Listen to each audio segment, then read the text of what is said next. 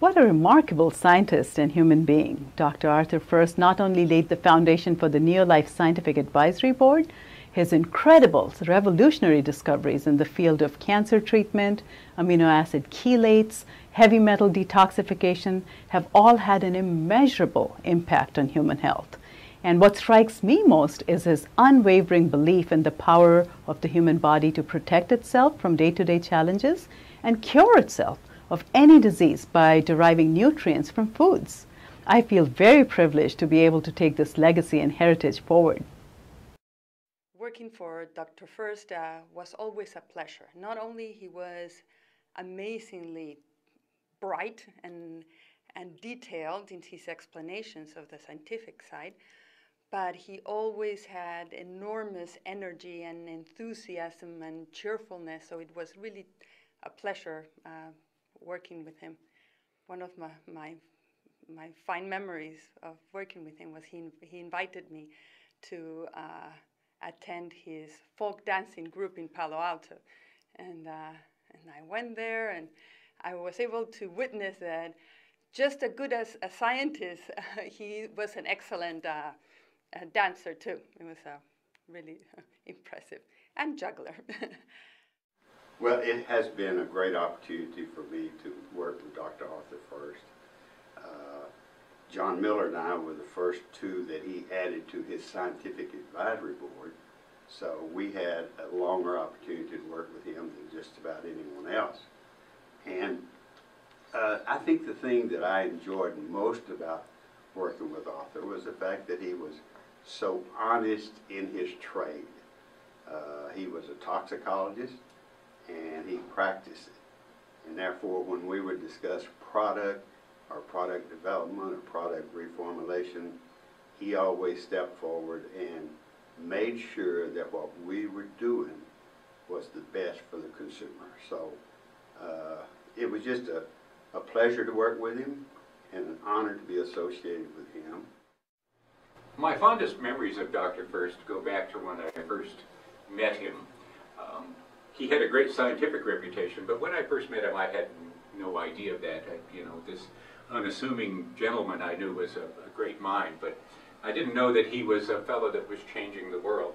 And as I got to know him, I found that he had this tremendous diverse view of things and diverse capacity. Not only was he a great scientific mind, but he also had a very strong participation in and love for the creative side of things. He loved dance, he loved music, he loved those sorts of things that sort of the left brain, right brain idea. And I think that combination of things is what made him contributed to him being such a great researcher and great person. Over the years, I was blessed with having the opportunity to spend a lot of time with him, becoming quite good friends, and seeing both sides of Dr. Furst in full flight, if you will. I knew about Dr. Furst way before I ever met him. Back in graduate school, some of his significant nutritional papers were mandatory reading in graduate classes, so I remembered his name, but it took another 20 years before I actually met him after moving to California and joined the Scientific Advisory Board meeting. I wasn't actually prepared that he is the leading scientist in this group, so I was surprised when I walked into the first meeting, which was in Spain, and I was introduced to him. Well, right away in that meeting, we had a very nice conversation, and he became eventually a very good friend.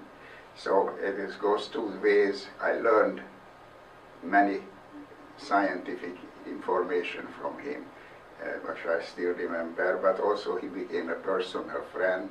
He was a very versatile person. You could talk with him about arts, music.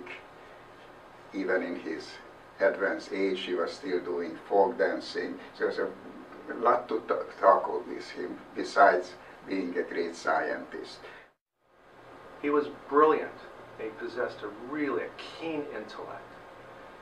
He was always challenging our positions and questioning our opinions, making us think. Dr. Furst was also one of the most kind-hearted people I have ever met. He was the true embodiment of the phrase, a gentleman and a scholar. He really was. But I think Dr. Furst's greatest talent was as a teacher and a mentor. He could take the most complicated biochemical and nutritional principles and make them clear and understandable.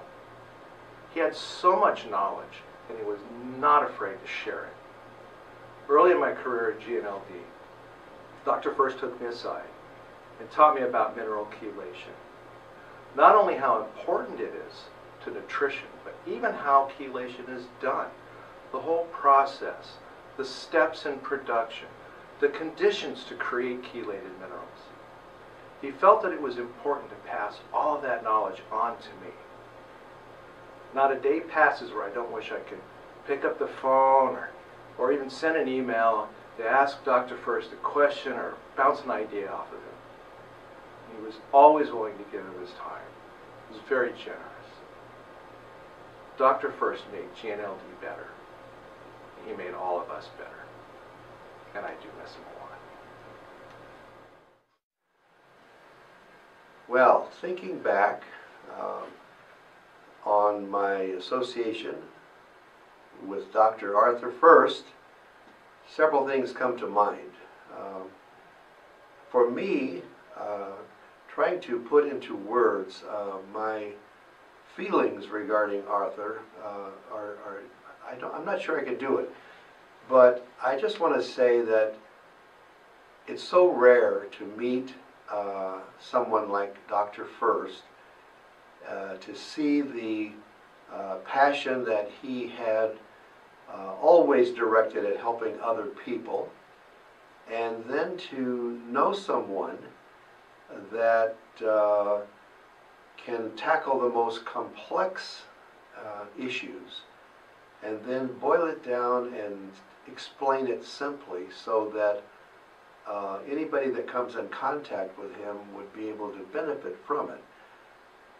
He had a gift, many gifts, but I also, I've met very few people, and I can't even think of one right now, where I feel that I've met someone that lived out the purpose that was designed for their life.